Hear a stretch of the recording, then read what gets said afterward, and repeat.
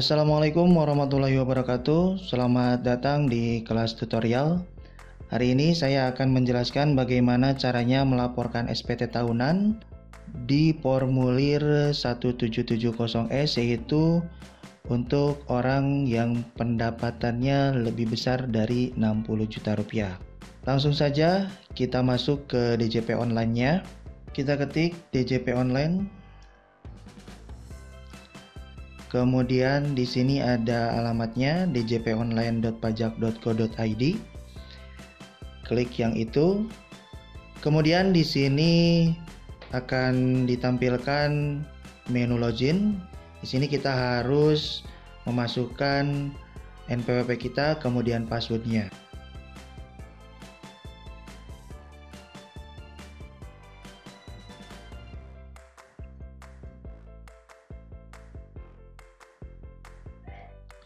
Kemudian kita tulis ulang di sini 8F W5A. Kemudian klik login. Nah, kita sudah memasuki halaman DJP online-nya. Di sini ada dashboard, ada profil, ada bayar, lapor, dan layanan. Terus di sini ada profil singkat kita, ada nama, NPWP, alamat, KPP administrasinya. Kemudian kita klik lapor, klik e-filing. Di sini ada menu buat SPT, kemudian ini laporan yang tahun-tahun kemarin. Kita klik buat SPT. Nah, selanjutnya di sini ada pertanyaan, apakah Anda menjalankan usaha untuk pekerjaan bebas? Kalau ya, klik ya, kalau tidak, klik tidak. Di sini saya klik tidak. Kemudian pertanyaan selanjutnya, apakah Anda seorang suami atau istri yang menjalankan kewajiban perpajakan terpisah atau pisah harta? Di sini saya klik tidak. Kemudian, apakah penghasilan bruto yang Anda peroleh selama setahun kurang dari 60 juta rupiah? Kalau ya, klik ya, kalau tidak, klik tidak. Karena penghasilannya lebih dari 60 juta, maka klik tidak. Selanjutnya, Anda dapat menggunakan formulir 1770S.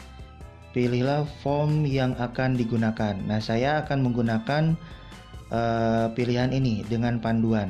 Terus, kita klik ini, SPT 1770S dengan panduan. Selanjutnya, di sini ada data formulirnya. Tahun pajaknya kita masukkan 2019. Kemudian status SPT-nya normal. Kemudian langkah berikutnya, klik. Nah, di sini ada daftar pemotongan atau pemungutan PPh oleh pihak lain dan PPh yang ditanggung pemerintah. Biasanya pemberi kerja akan memberikan bukti pemotongan pajak penghasilan seperti ini ya. Di sini pasal 21. Saya perkecil dulu ya supaya enak. Nah, klik tambah, kemudian akan muncul bukti potongannya ya. Jenis pajaknya tadi ini bukti potongan pajak pasal 21. Maka di sini kita pilih pasal 21. Kemudian NPWP pemotong atau pemungut pajak nanti ada di sebelah sini. Saya ketik NPWP-nya. Kemudian klik tab di keyboardnya, maka di kotak yang ini akan muncul nama pemotongnya ya, nama pemberi kerjanya, nama pemotongnya. Kemudian nomor bukti pemotongan atau pemungutannya ini ada di sini. Nah, ini nih ya nomornya. Maka kita masukkan nomornya yang ada di sini. Nah, di sini tanggal bukti pemotongan dan pemungutannya ada di bawahnya. Tanggal 10 bulan 1 tahun 2020. Selanjutnya, jumlah PPh yang dipotong yaitu yang ini. Jumlah PPh yang dipotong atau dipungutnya kita masukkan 1.544.650. 1544650. Kemudian simpan. Setelah ini terisi, kemudian langkah berikutnya. Nah, di sini masukkan penghasilan neto dalam negeri sehubungan dengan pekerjaan. Nah, penghasilannya berapa? Ini ada di sini. Penghasilan netonya ya. Jumlah penghasilan neto 84.893.582. Kita masukkan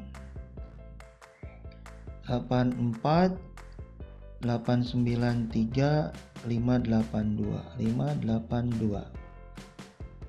Kemudian langkah berikutnya. Apakah Anda memiliki penghasilan dalam negeri lainnya? Jika memiliki penghasilan dalam negeri lainnya, ketik ya, kemudian diisi. Jumlahnya berapa? Ada bunga, ada royalti, ada sewa, ada hadiah, keuntungan dari penjualan atau pengalihan harta, kemudian penghasilan lainnya. Ya.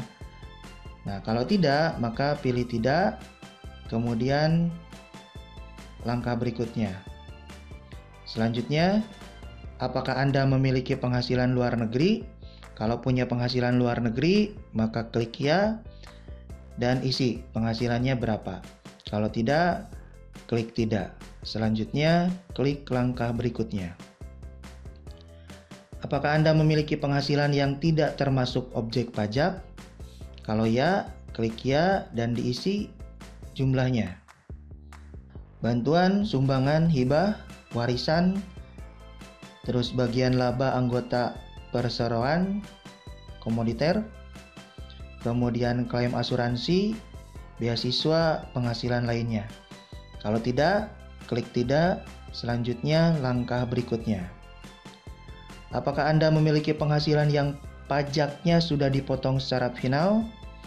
Kalau ya, klik ya, kemudian diisi. Tambah.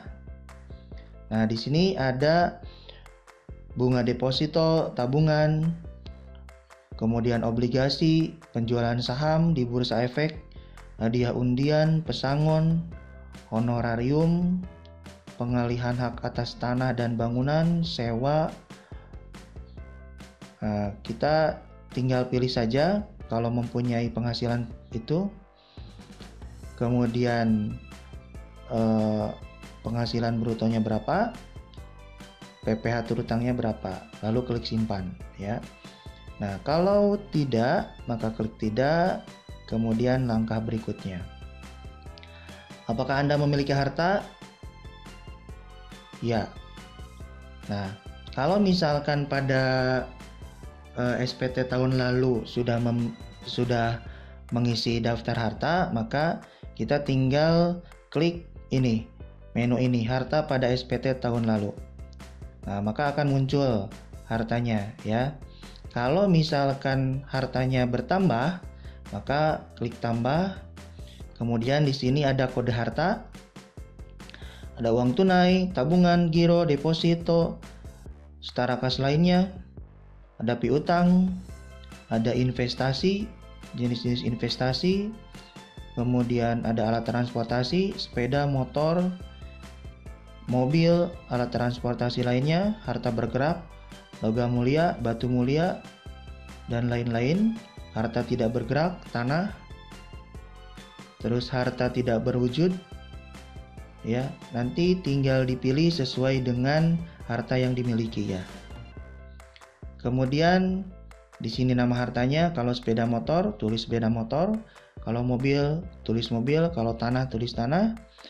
Kemudian tahun perolehannya tahun berapa, harga perolehannya berapa, terus keterangannya. Kalau misalkan mobil beli baru tulis baru, beli bekas tulis bekas ya. Kemudian simpan ya, seperti itu kalau untuk menambah harta kita. Selanjutnya klik langkah berikutnya. Apakah Anda memiliki utang? Kalau memiliki utang, klik ya. Nah, kalau sebelumnya sudah mengisi daftar utang, tinggal klik utang pada SPT tahun lalu. Nah, kalau belum, kemudian kemarin ada hutang, tinggal ditambah. Kalau ada hutangnya, hutang bank, kartu kredit, atau hutang lainnya, hutang afiliasi, nama pemberi pinjamannya, tulis, alamatnya, tahun peminjamannya juga dipilih, terus jumlah pinjamannya berapa tinggal diisi.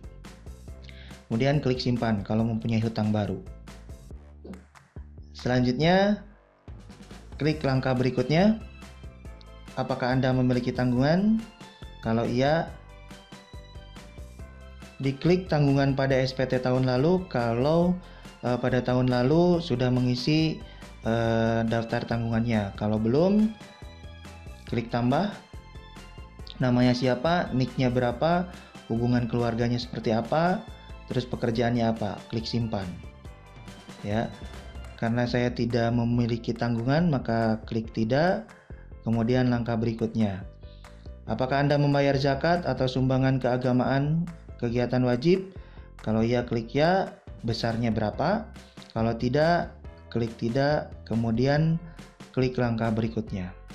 Status kewajiban perpajakan suami istri. Nah, statusnya tidak kawin atau kawin. Klik tidak kawin. Kemudian pilihan golongan PTKP-nya. Karena saya tidak kawin dan 0, saya pilih yang ini. Kemudian langkah berikutnya, apakah Anda memiliki pengembalian atau pengurangan PPh pasal 24 dari penghasilan luar negeri? Kalau ya, diisi berapa? Kalau tidak, klik tidak, kemudian langkah berikutnya. Kemudian di sini apakah Anda melakukan pembayaran PPh pasal 25 atau STP PPh pasal 25? Kalau iya, tinggal diisi jumlahnya berapa. Nah, kemudian selanjutnya klik langkah berikutnya. Nah, perhitungan pajaknya seperti ini.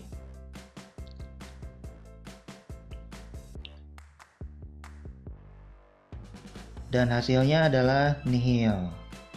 Kemudian klik langkah berikutnya, perhitungan PPh pasal 25, ada yang kurang bayar atau lebih bayar, tinggal dipilih kalau memang ada kelebihan atau kekurangan.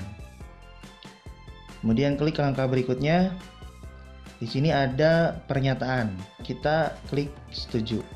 Kemudian langkah berikutnya, nah di sini ada SPT Anda ya, 1770S 2019 pembetulan ke 0, statusnya nihil, jumlahnya 0.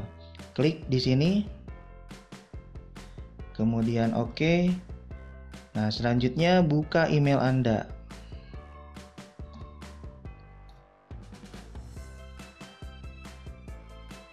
Nah, di sini akan ada email dari e-filingnya, dibuka. Kemudian ada kode verifikasinya. Kode verifikasinya kita masukkan ke yang tadi. Nah, dimasukkan ke sini. Selanjutnya kirim SPT. Nah, maka sudah tercatat pada tahun 2019 statusnya nihil. Nah, selanjutnya cek lagi emailnya. Di sini ada email lagi dari e-filing, bukti penerimaan elektroniknya bahwa Anda sudah melaporkan SPT-nya. Ini bukti penerimaannya dengan status SPT-nya nihil. Ya, demikian untuk cara bagaimana melaporkan SPT tahunan online orang pribadi. Terima kasih atas perhatiannya. Jangan lupa komen, like, dan share. Jangan lupa juga subscribe.